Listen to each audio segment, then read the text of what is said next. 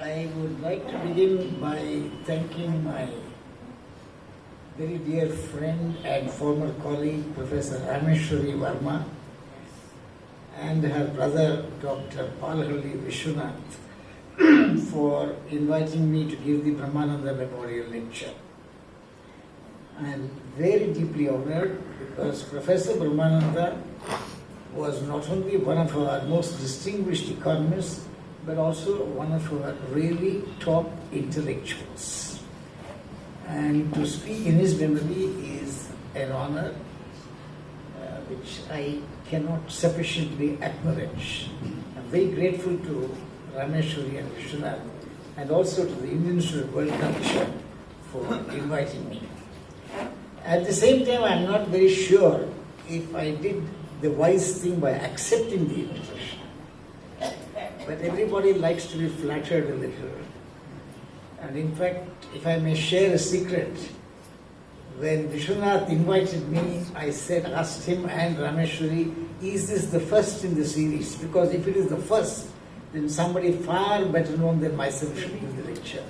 Only when I was told that no, this is in a series, you are not the first, I said, all right, I agree. And of course, like most people in certainly old state of Mysore and the city of Bangalore, I was very familiar with the P.R. Ramaya family. Because as a boy growing up in Bangalore city, I grew up reading Tainadu. That was daily reading for us. And of course, I also know that Rameshwari's mother, Srimati Jayalakshamma, was Deputy Mayor, I think First Lady Deputy Mayor of the Corporation of Bangalore City. Rameshwari, of course, is a very old young friend of mine, and we were colleagues for more than 25 years in IDS Mysore. So that makes me feel, shall I say, I have several affectionate reasons for accepting this very deep honor given to me. Let me start by recalling a few things about Professor Brahmananda before stepping into the subject proper. I think I first met Professor Brahmananda in 1969 when he was in the Bombay University Department of Economics. But my real acquaintance with him started when he was a member of a selection committee and I was an applicant in the University of Mysore for a lecturer's position. What I remember most, apart from the fact that I got the job, that was very important. But the other thing which I remember is the way he did not interview me, that would be the wrong expression. He engaged in a dialogue with me. And it seemed to me that he was interested in finding out how much I knew and how well I knew it, rather than trying to point out all the gaps in my CV. That's what we normally tend to do in an interview. We try to show that somebody is ignorant. Quite the contrary, Professor Brahmananda was trying to get the best out of me. And the whole thing, maybe for about half an hour, he grilled me. But at every stage, the bar was raised a little. It became progressively more and more difficult to answer his questions. Then I came to know him quite well when the Indian Economic Conference was held in 1976. And at that time, I was the private secretary to the Vice Chancellor. And in that capacity, I was assisting him. And it's interesting that it is at that conference he was elected as the president of the association for the following year. But I think my most memorable, most vivid recollections of Professor Brahmananda are when he became a member of the Board of Studies of our institute in Mysore. Now, the Board of Studies is the body which prescribes the curriculum, designs the courses. And what really impressed me, and impressed me with a lot of respect for Professor Brahmananda, was he had nothing to gain by accepting that invitation. After all, flying from Bombay to Bangalore, then driving up to Mysore just to spend 1 or 2 days. But he was willing to share his experience with us. And he wanted really to design the course in as modern and as scholarly a way as possible. I will never forget the assistance he gave us. I think he was on our board for maybe about 6 years. And one little anecdote I must narrate. I was young in those days, no longer, alas. But during some heated discussion, I said, Mr. Chairman, I dissent. And Professor Brahmananda, who was sitting next to me, put his arm around me and said, "They bada kana, tumba strong." I dissent at the Akhirtya. I do not agree and say it means the same thing. It's a strong expression used by one. I said, "All right, sir, I'm sorry, I do not agree." Now, what I liked was that he was willing to engage in a dialogue with people who were intellectually no comparison to him, much younger in age. And they were some of the most fruitful academic sessions which I have ever spent. Most of these meetings tend to be very drab, not with Professor Brahmananda. I also remember a very interesting remark he made at that time. He said, if you have to do research, a certain irreverence is required. He put it in his own way. He said, "Ayyo, doddavaru maadibittiddare, namma madokke ಏನು ಉಳಿದಿದೆ ಅಂತಂದ್ರೆ ನೀನು research ಮಾಡೋದಕ್ಕೆ impossible." Somewhere you should be able to say, I question everybody's judgment. And he has himself illustrated it by dedicating a book to Professor Retd, who was one of his mentors in Bombay University. And the dedication is to Sahib in affectionate rebellion. It's a beautiful thing. And he had, I know, the highest regard for Professor Lakdawala, but he was willing to disagree with him. And only very recently I was rereading an interview conducted with Professor Brahmananda by another Indian economist by name Professor Balasubramanian, who was my contemporary in Madras College.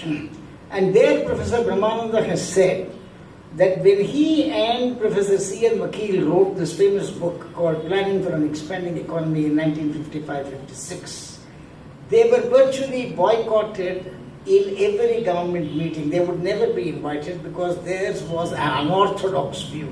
It was anti-mahal nobis, anti-heavy industry, not anti-heavy industry, but certainly anti the mahal nobis model, which was at that time received wisdom. But he stood his ground, and of course, 30 years later, people began to revisit his work.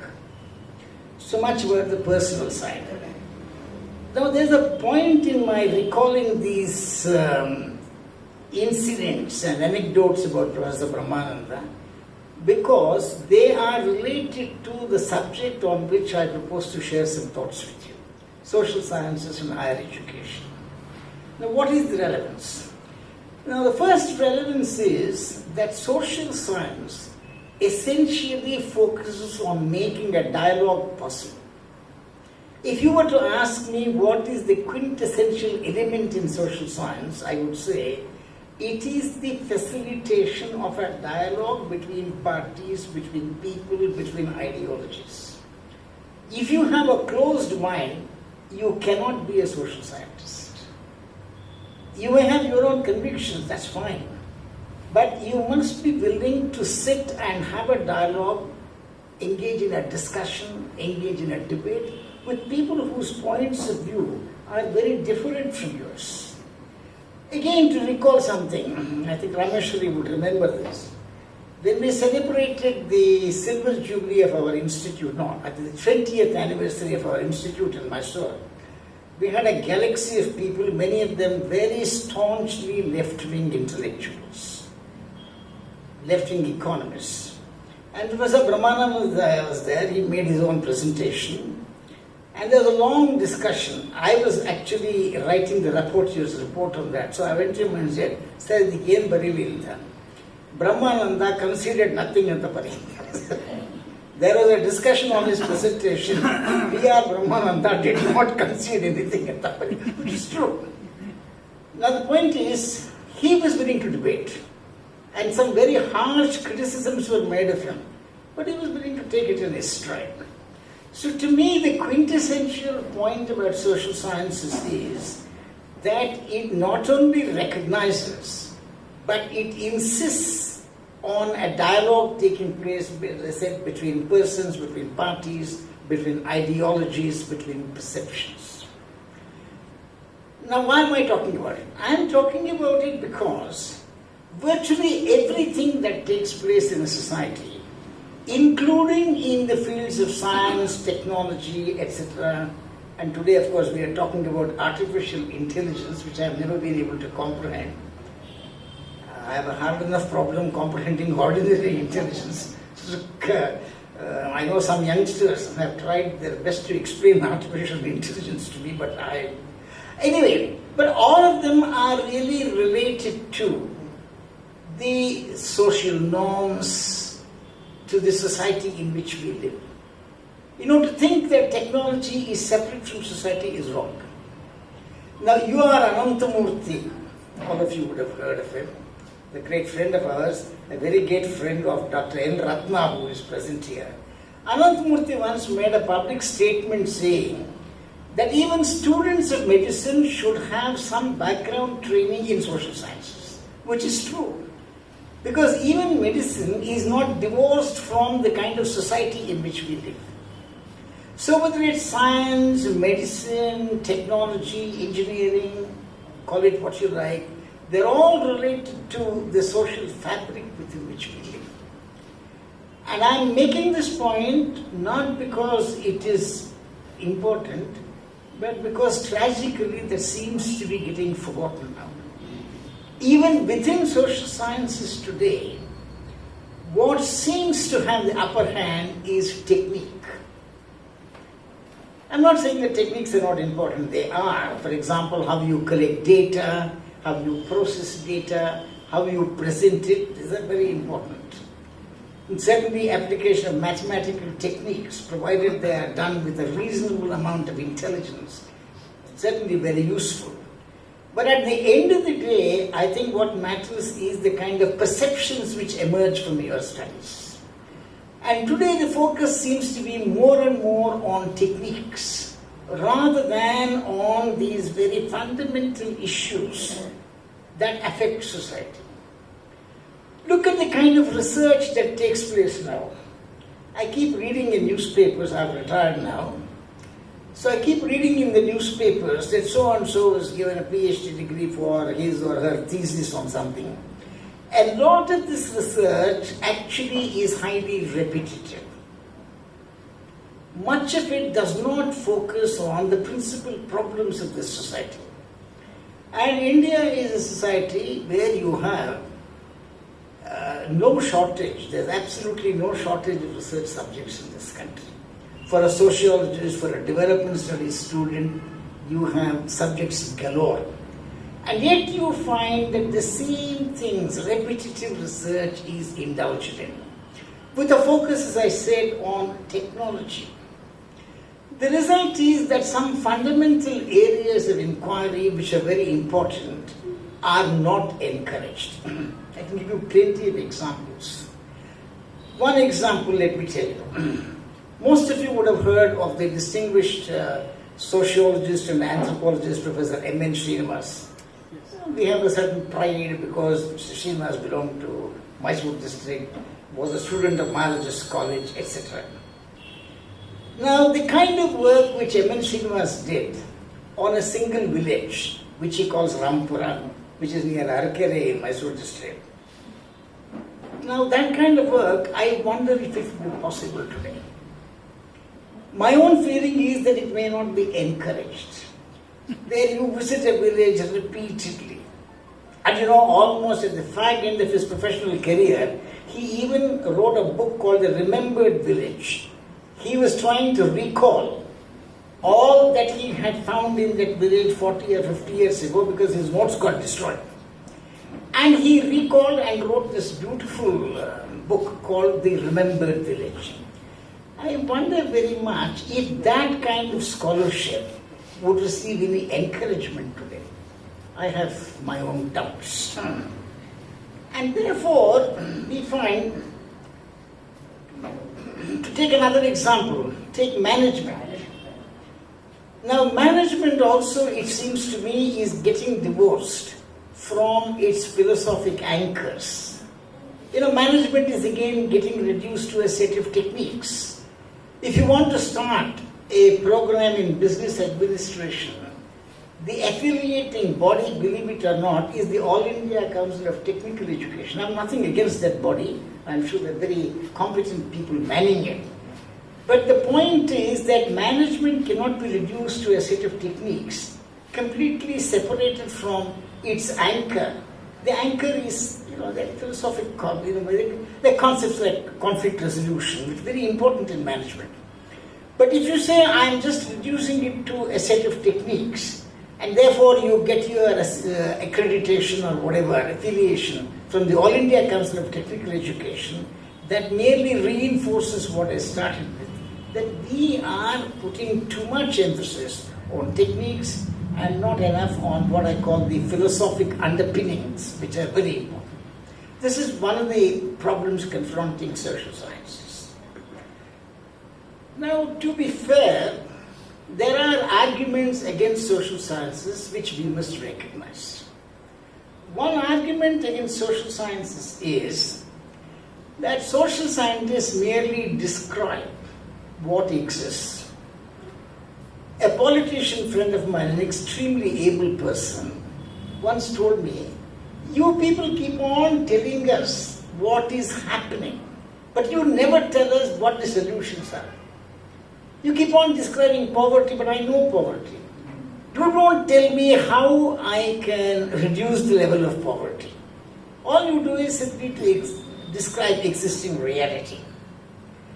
A second criticism is that social scientists generally are far too negative. They're always critical of what is being done. They are not sufficiently appreciative of the efforts made by the state, for example, in the area of development. So they are far too negative, far too critical, and imprecise, and above all, highly pessimistic. What is it that you people are doing? You have not given any solutions to our problems. Therefore, the fundamental criticism about social scientists is that their disciplines are not result-oriented. You're very good at describing things. To narrate a small incident which Professor Srinivas has recorded and which he once shared with me in his own village, which he calls Rampura. One of the leading farmers of his village told him, ನೀವು ಬಂದು ಈ film show ಎಲ್ಲ ಮಾಡ್ತಿರಲ್ಲ, ಅದರಲ್ಲಿ ಸೊಳ್ಳೆ ಕಾಟ ಅದು ಇದು ತೋರಿಸ್ತೀರ, ಅವೆಲ್ಲ ನಿಮಗಿಂತ ಚೆನ್ನಾಗಿ ನಮಗೆ ಗೊತ್ತಿದೆ ಅಂತ. ಈಗ ನೀವೆಲ್ಲ ಎಲ್ಲಿಗೋ ಫಾರಿನ್ ಕಂಟ್ರೀಸ್ಗೆ ಹೋಗ್ತಿರಲ್ಲ, ಅದ್ರ ಬಗ್ಗೆ ಯಾಕೆ ಫಿಲ್ಮ್ಸ್ ನೀವು ತೋರಿಸೋದಿಲ್ಲ? So in that sense, the criticism is you're not result oriented, you are a set of very pessimistic, gloomy people.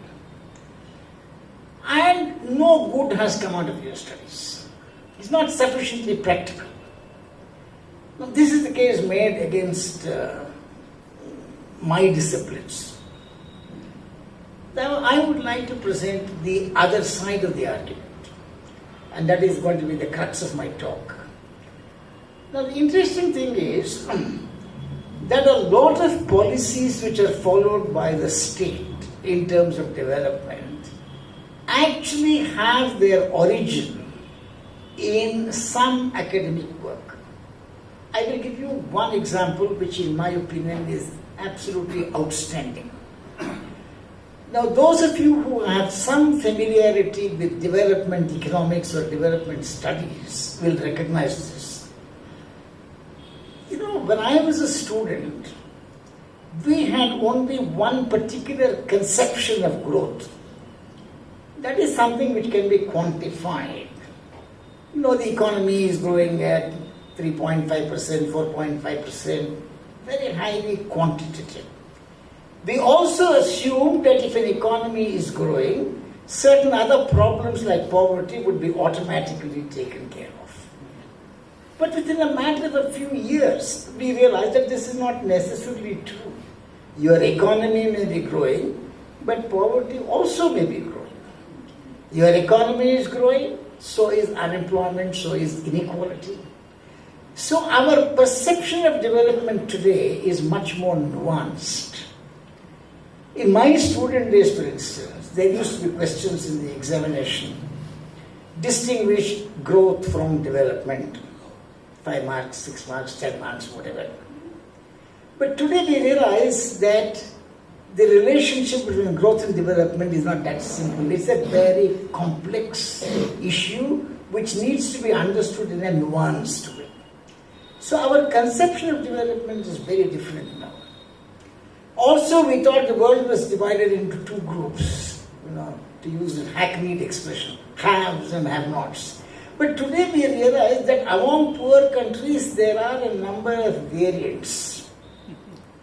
If I may stray into literature, we used to think at one stage, as Tolstoy said, all happy families resemble one another. Every unhappy family is unhappy in its own way.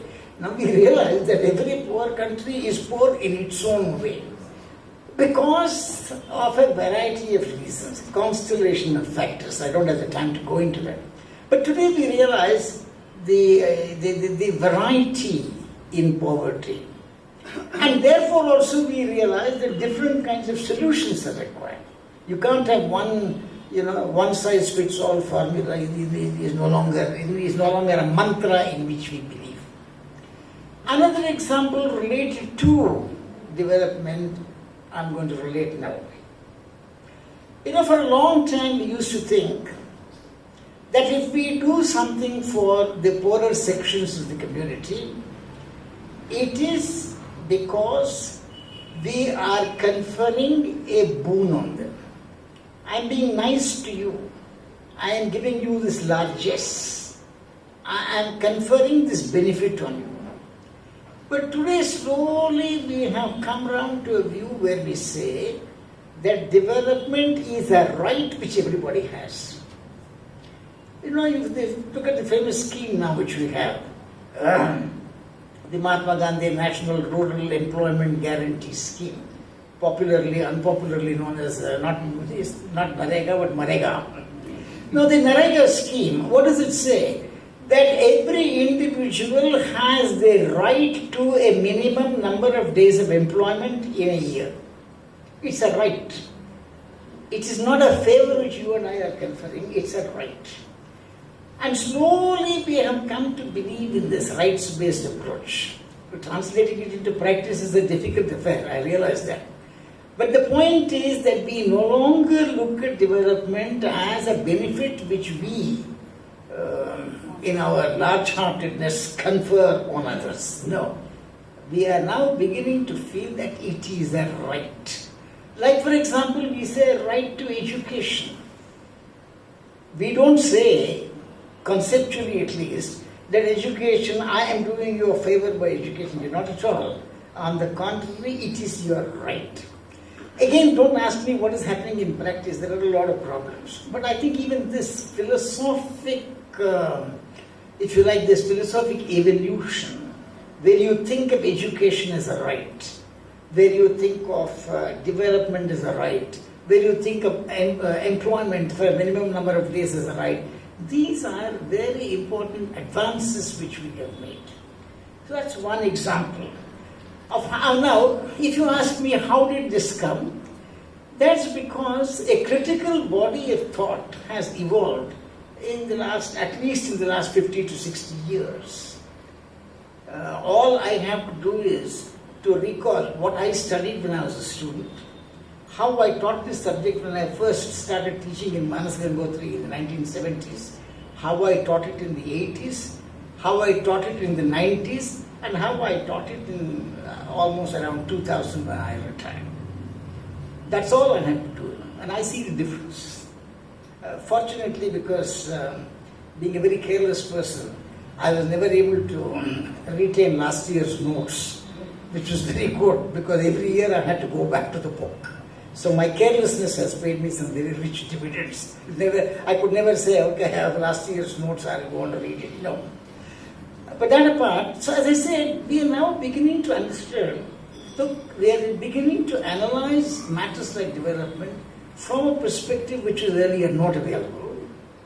And if today you find it incorporated into state policy, it is because a whole lot of academic work, philosophical inquiry has taken place.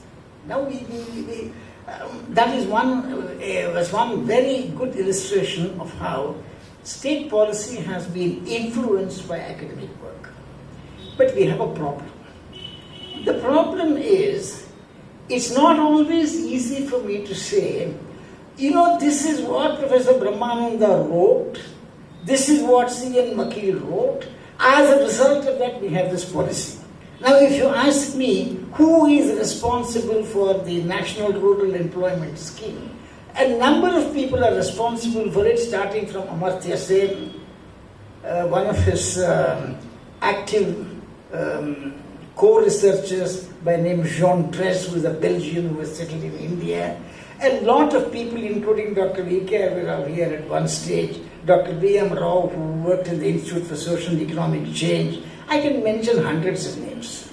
But I can't say this is because of the work done by one particular person.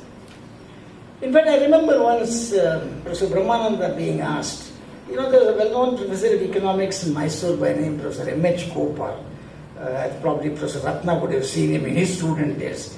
Now somebody asked Brahmananda, what is any contribution by M.H. Gopal which was translated into policy? And he said, yes, something like excess profits tax. He made a case for it. 10 years later, somebody implemented it. But it's not always easy to pinpoint and say, oh yes, he said that and therefore this policy came.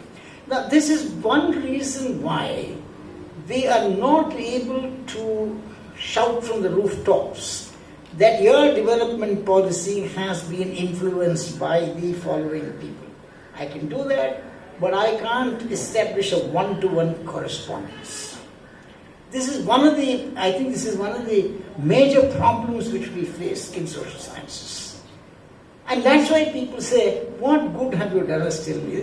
You have not been able to come out with a single prescription for poverty, inequality, unemployment, environmental degradation, etc. So this is, but as I said, something like the rights-based approach is a very important advance. And behind that, I can give you a whole bibliography which will perhaps fill this room. And that's one. But as I said, it's not easy to trace it to a particular person or even a particular school. Now, again coming back to Professor Brahmananda's work, when he co-authored Planning for an Expanding Economy with Professor C.N. Vakil, as I told you, as he himself has said, they were shut out of all governmental committees. Because these people took a stand which was very different from what is now called the Nehruvian model. And Brahmananda himself has said that we were not even invited to meetings. But then you see, 30 years later, as I told you earlier, they have started revisiting it. People now feel, oh yes, a lot of sense was made by these people. But as I said, there is a difficulty in establishing this one-to-one correspondence between particular economic doctrines or development doctrines and their translation into policy documents or policies in general. Now, in addition, there is another difficulty which I think all of you will appreciate.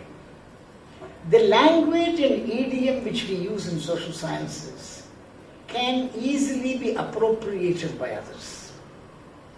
Let me pose a question to you.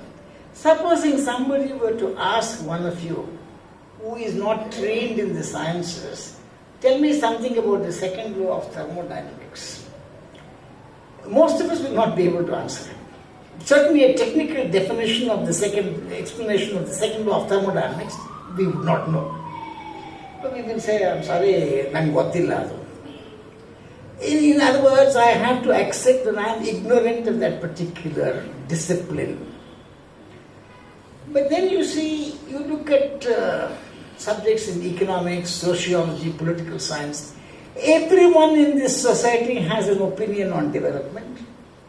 Everyone has an opinion on poverty. Everyone has an opinion on the environment. Everyone has an opinion on population policy.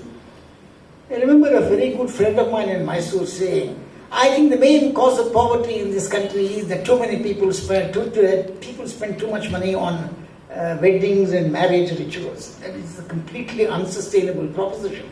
But he was able to say that. Now, can you make the same statement about a law of physics or something in chemistry or mathematics? You cannot. Partly it is because that idiom is not available for us to appropriate. Whereas here, it is almost common sense language that we use. And therefore, everyone has an opinion on these issues. You look at the way people talk about politics. Everybody has an opinion on how the political system should be reformed, how you can get rid of corruption, how you can reduce the rate of growth of population. A lot of people will tell you, our population is growing at such high rates. Why? Because the poor have too many children. But you don't understand why the poor have more children. It is related to a number of factors. Same thing with minorities. You go to most countries in the world, you will find that minorities have a rate of growth of population slightly higher than the average. Like the immigrant population in Britain, which I know reasonably well, their rate of reproduction is higher than that of others. But nobody looks into this. We specialize in grand generalizations. But that is again, I suspect, because the idiom is available to be appropriate. And that is why I'm very critical of even writers, creative writers.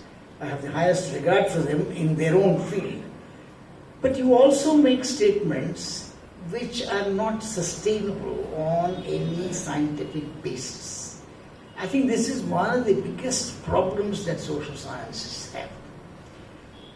Let me give you an example. You know, the Planning Commission is now called Niti Aayog. There is no longer a Planning Commission, they call it Niti Aayog.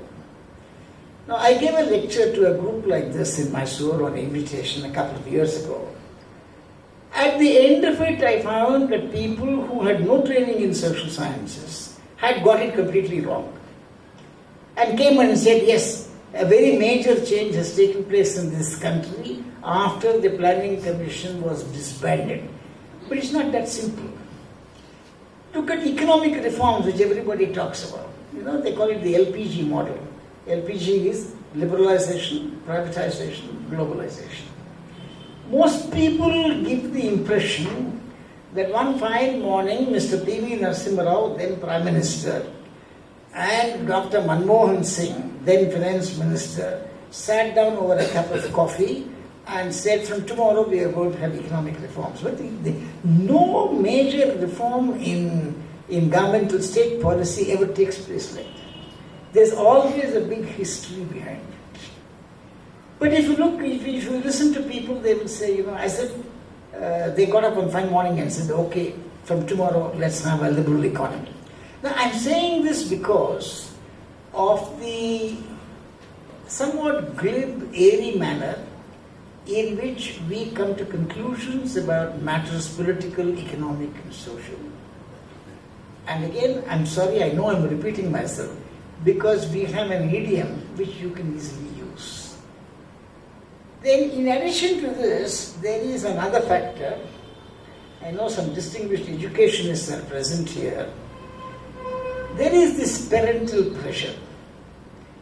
You know, there is this parental pressure to make their children either doctors or engineers. Nothing else exists. It's either engineering or medicine. Of course, after doing engineering, most of them will not do engineering jobs, but they go to management or go to information technology. And more often than not, they end up going abroad. Their services are not available for us.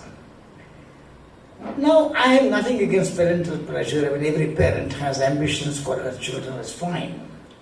The problem arises because you are training children to have a particular mindset, a mindset in which certain disciplines, certain professions, certain skills have a superior rating and others are graded as being somewhat inferior.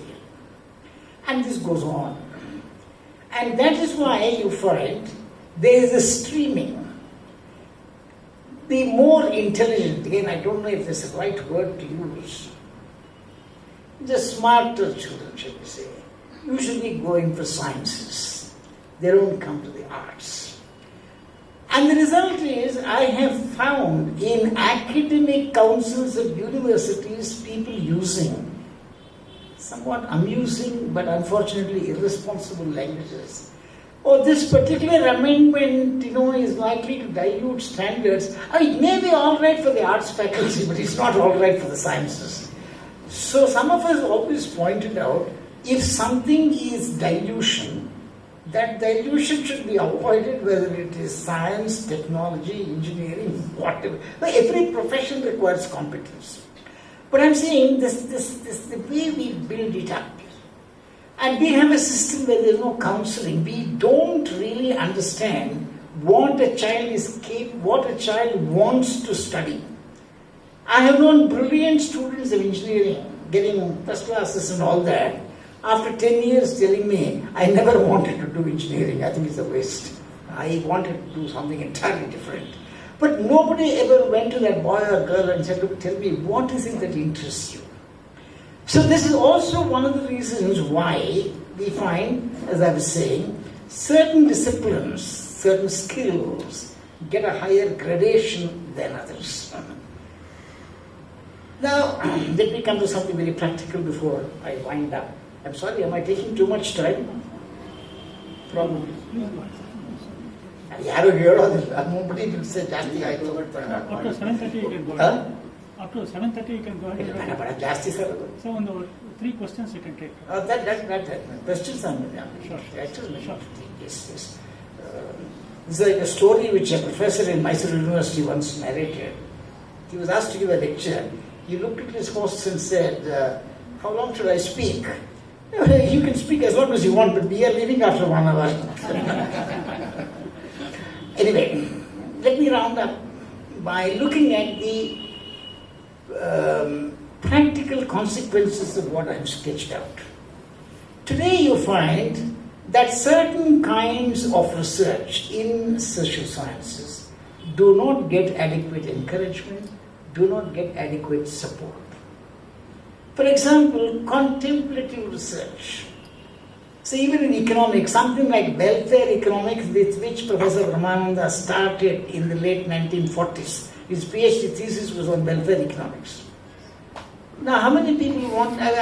I knew of a very brilliant colleague of mine when I was in Madras Institute of Development Studies. His kind of research, MITs could support because there, we say whatever you want to do, as long as you're doing some work, fine. But his kind of work will not generate resources. And if he says, give me some money, after 5 years I will produce a first-class body of work on what is called social choice theory, I don't think he'll find any takers for it. So one of the problems is that contemplative research, long-term research, for example, things which will perhaps mature after 5 years, 10 years, that kind of thing is not getting any support these days. And that's why I gave the example of M.N. Srinivas, who worked on that single village for more than 40 years. And his remembered village was published in 1980s. So, and then longitudinal studies. For example, if you want to find out, everybody talks about reservations. Everyone has an opinion on reservations. Most of them think it's wrong. But have you ever tried to find out what difference reservations have made across generations? What we call longitudinal studies, from one generation to another. Now that requires a lot of money, Nobody is willing to give you money for that kind of research. Because I can produce results only after maybe 5 years. Because enormous data has to be collected. And analyzing the data is no easy task. And so, certain kinds of research, contemplative, longitudinal, spanning several decades, that is not really getting money. One result is that some first-class research institutions in this country, and I can assure you that there are first-class social science research institutes in India. Then if somebody says, we have no standard, no, that's not true. Standards may have gone down, but there are these oases of excellence. including in Bangalore and so on. Now the problem is that they don't, you see, very often what happens is their research agenda is driven by the sponsors. You know, what kind of project will receive financial support from the state or from some other funding agency? Or people talk about CSR, corporate social responsibilities. But how many of them will give you money for this kind of work? Not everybody is a J.R.D. Tata who funded the Tata Institute of Science and also Tata Institute of Fundamental Research. Not everybody does it now. So this is one problem. The next is, again I'm quoting Professor M.N. Srinivas, who once said, there is this oddball in research. Somebody who comes up with an idea which you think is almost funny, but 5 years later you find that something wonderful has come out of it. Recently, 2 or 3 years ago, Manjul Bhargava, who is a mathematician, he won the Fields Prize in mathematics. Most of you would know the Fields Prize is the equivalent of a Nobel Prize in mathematics because there is no mathematics Nobel Prize. He also said, somebody who comes with a very quaint idea, you might think it's outrageous, but you never know. Something remarkable may come out of it. And one example which I remember is that Dr. S. Chandrasekhar, the black holes physicist, when he first propounded the principle of black holes, people laughed at him. They thought that such an idea was just absolutely meaningless. But today, of course, you find people debating black holes. Therefore, as I said, this kind of long-term focus and research is extremely important for the growth of knowledge. It is also important for the advancement of society. It is very important for the kind of beneficial impact it has even on state policy. And all that, I think, becomes possible only if we realize that here is a body of disciplines called social sciences which have a very important role to play. I may have sounded like an apologist, but it was not my intention. I merely want everyone to know that social sciences have a very fundamental role to play in analyzing society and, as I said, in influencing state policy. I have a feeling that Professor Brahmananda would have liked, he may not have agreed with everything I said, but I think his vote would have been in my favor. Once again, my very grateful thanks to the Indian